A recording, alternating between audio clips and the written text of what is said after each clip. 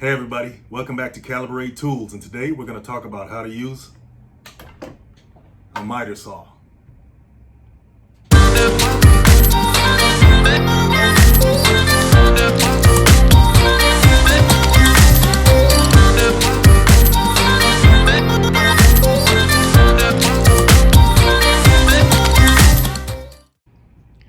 Okay guys, this is a mitre saw. To be more specific, a sliding mitre saw, okay? It comes with the blade installed already, fortunately. It's a 7 1/4 carbide blade. But we're gonna take that out and put it back in to show you how that's done. And mitre saws come in different sizes, and depending on the volume of work you have, whether you're a full-fledged contractor or you're just doing one-offs around the house, they can be pretty useful, like especially if you're cutting, baseboards and stuff like that, and you need those angled cuts. They come in pretty handy. So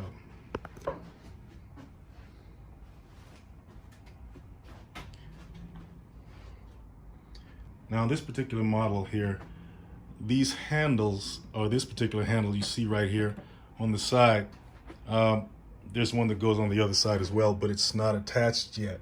And that's my point. They come detached. So they serve two purposes: to carry the mitre saw, to help you carry it better. But they also provide a longer surface to put your wood on, when you're cutting your wood. So they extend out this way and the other one extends out that way. So, when you rest your wood on there, it lays on a longer surface area, and that's pretty good. That's what I like about this particular one. I think before they had these handles that would extend out from this portion of the tool, and they would provide a longer area for your wood to rest on. But the issue with that, I think, is that the handles are very narrow pieces of iron or steel, and this handle is much wider and it provides a lot more surface area. I think it's a much better improvement than the last one. Now, as you can see, I attached the other handle, and you can see how much longer of a base you have to lay your material on when you cut. Okay, another interesting part of this tool is that it has a detachable built-in vise. Now, what that does is when you put your wood on the platform against the fence and you need to hold it down, you just turn this knob till it reaches the surface of your wood, tighten it, and it holds your wood in place.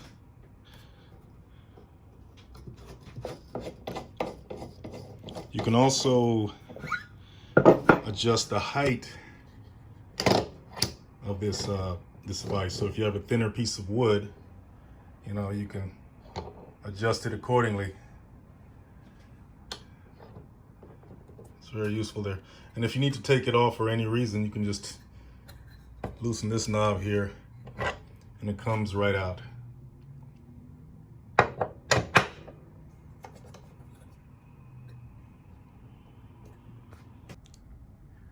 Okay, now this right here is the mitre fence, and I think I mentioned the fence earlier, and it's simply a vertical surface that you would rest your wood against when you're getting ready to work, and keeps it nice and stable.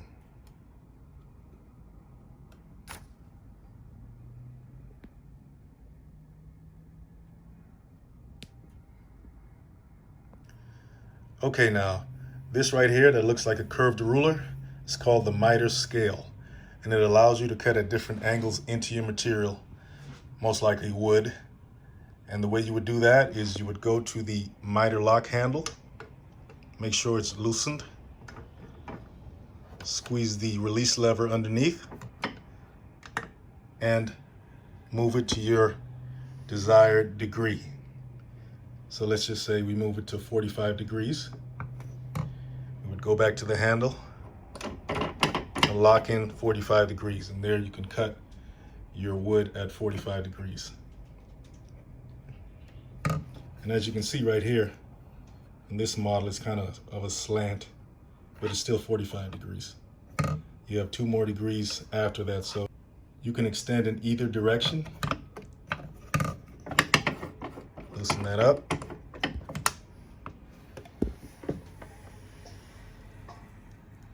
"47 degrees in either direction."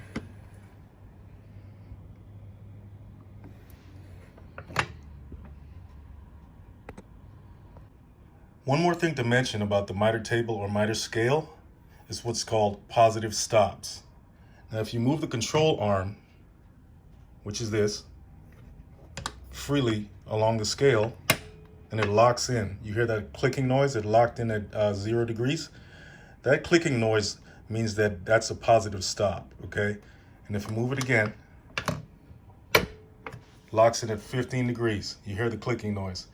All a positive stop are preset, locked in degrees, which are some of the most common degrees used, I guess. And that's where they engrave those common angles on the scale. Now, if you want to release it from a positive stop, just simply press the release lever, squeeze that, and move it to wherever you want to. Say you want to move it to 5 degrees. It won't lock in because that's not a positive stop. I guess it's not a common angle used. So you would just lock it in by tightening the mitre lock handle, and you're good to go. We mentioned the mitre fence earlier, which is this vertical surface right here, but you also have the partial sliding fence, this piece right here, and that was made to help in making straight cuts. So if you have a piece of wood and you don't want it to slide around too much, what you can do is use the partial sliding fence by loosening it here and pushing it out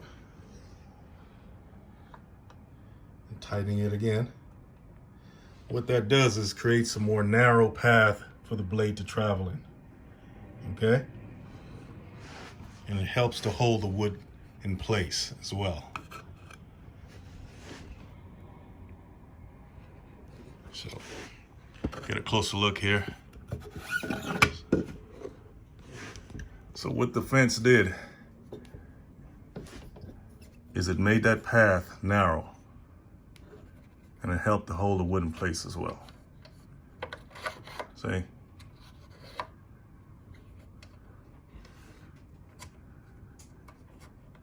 Makes the cutting path more narrow, and it provides more stabilization here for your material, for your wood.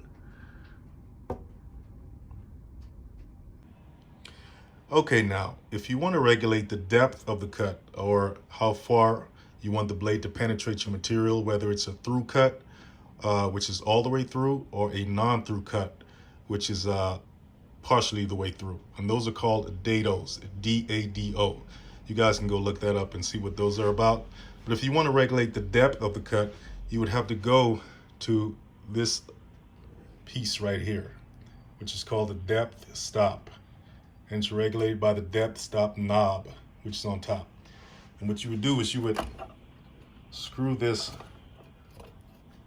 anti-clockwise until you're able to pull out the depth stop, okay? And then you would screw that down again until you regulate how deep you want the blade to penetrate your material. It's called the depth stop knob, the depth stop. For example, the first thing you would have to do is release the locking pin. And that's this right here on top of the tool. So what you do is pull it out, and this allows you to move the blade up and down. When it's locked, you can't move anything. So what you would do is remove the locking pin and see how far down your blade goes. That looks like a through cut to me, right? It goes all the way through your material. So in order to adjust the depth stop, so it can only go down so far and stop, you would go to this lever here, pull it out, And what that does, it blocks the path of the screw coming all the way through. Let me show you. When the screw comes all the way through here, the blade is not stopped and it goes all the way down. That's a through cut. Okay, all the way through your material. When you put the depth stop, pull that out, it blocks the path of the screw, limiting the depth of the blade. See? Can't go any further. Now, you can adjust how far that goes down by simply screwing clockwise or anti-clockwise. So let's just say you screw it anti-clockwise. It's not all the way through, but it goes deeper than it was, right? So that's the function of the depth stop.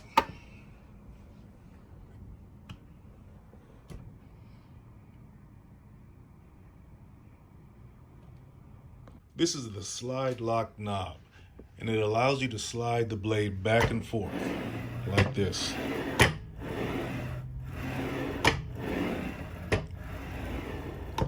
And once you find your sliding distance, so if you don't want it to slide anymore, you simply tighten this knob and you can't slide anything. By the way, if your table's shaking like that with the mitre saw, don't use it, okay? It has to be on a stable surface. Okay, now it's time to talk about the bevel knob and the bevel scale.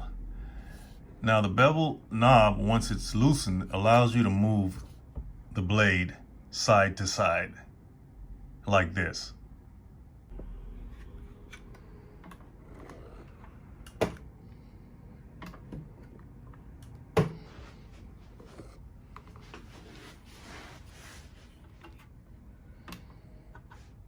You can achieve those angle cuts or beveled cuts.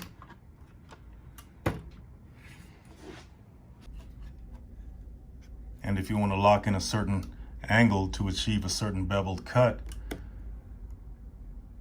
for instance, you put it at 22.5 degrees, simply tighten the bevel knob. Now this lever right here is used to cut crown molding, but I'll let you guys look into that on your own.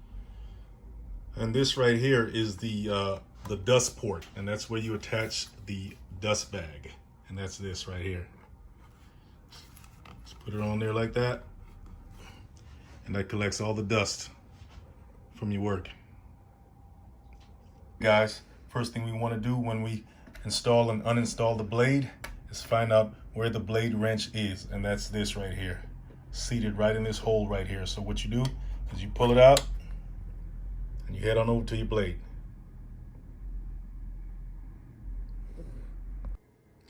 Okay, the first thing you want to do is unplug the saw. That's the number one thing. Unplug the saw before you start anything. Then you want to pull the guard back until it stays. And you see this button here? That's called the spindle lock button, and you want to press that.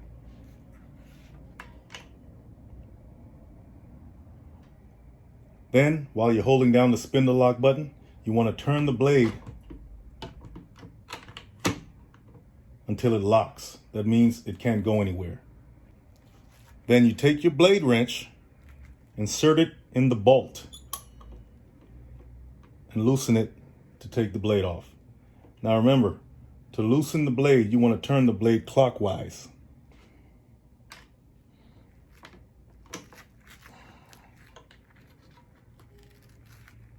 Turn it until the bolt comes loose. And you can take it off like so.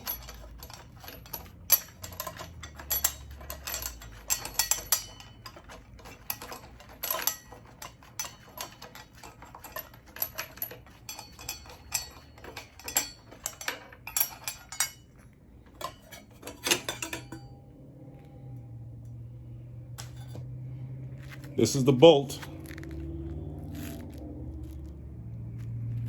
And this is the outer washer that you want to come off.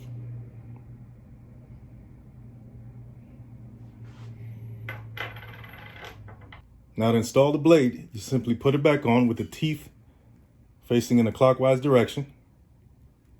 And you put it back on the spindle.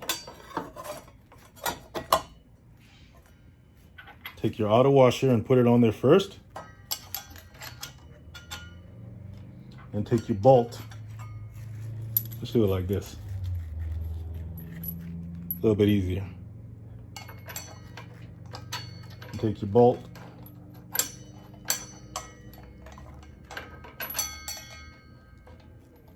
Screw it back on.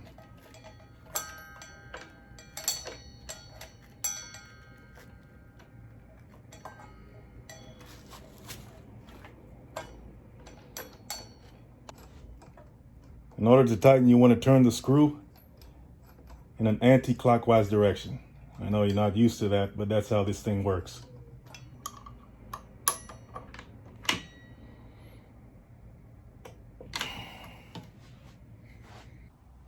Okay, another important thing you need to do is make sure that the blade is square with the fence. And what most people do is they take a speed square like this. And they place it against the blade and the fence.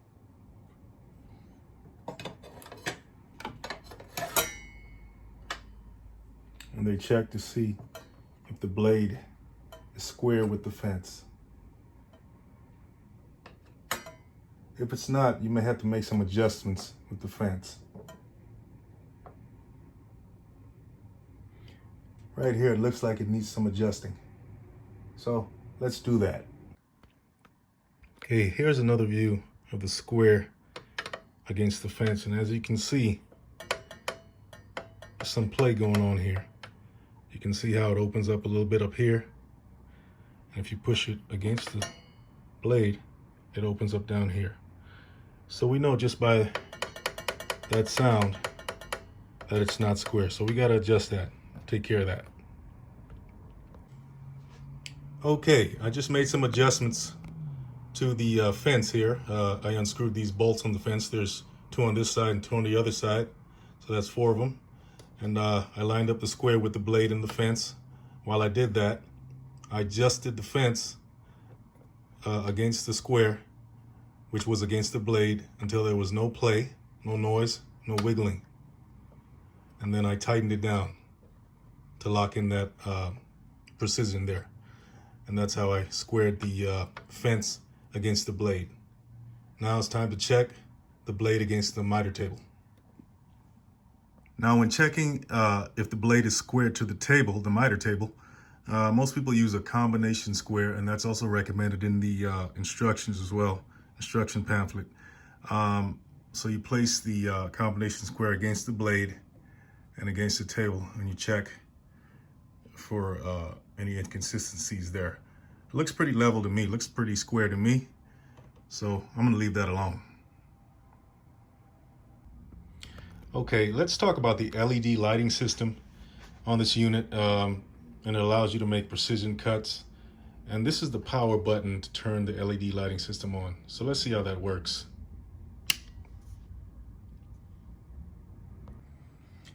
Now, as you can see, there's a light that's shining on underneath the handle right there, and that's the LED lighting system.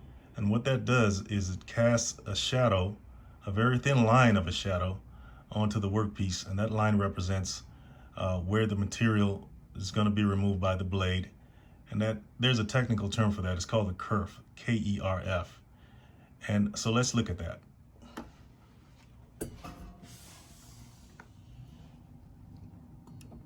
Now if you raise the blade, you see a shadow on the wood there, and that's where the blade should remove the material. And as you can see, it actually contacts the shadow very precisely, and that's where you're going to make your cut, your precision cut. Once again, that line, and sometimes it's represented by a laser line as well. I think certain models, they cast laser lines on the workpiece, and that's where you know where the blade's gonna land, and take out the material.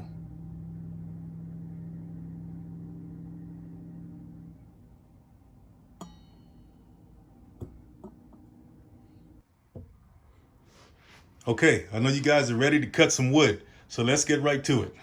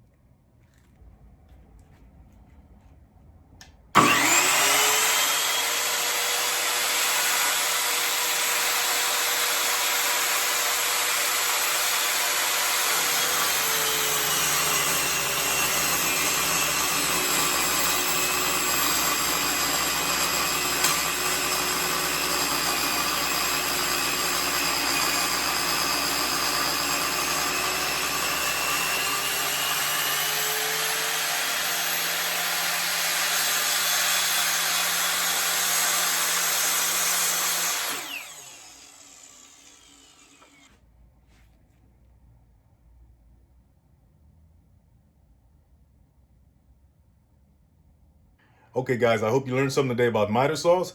Go out there and grab you one and have some fun. But remember, safety first. Get those gloves on, get those glasses on, okay? So hit the like and subscribe button if you want to see more of this. And I'll see you next time.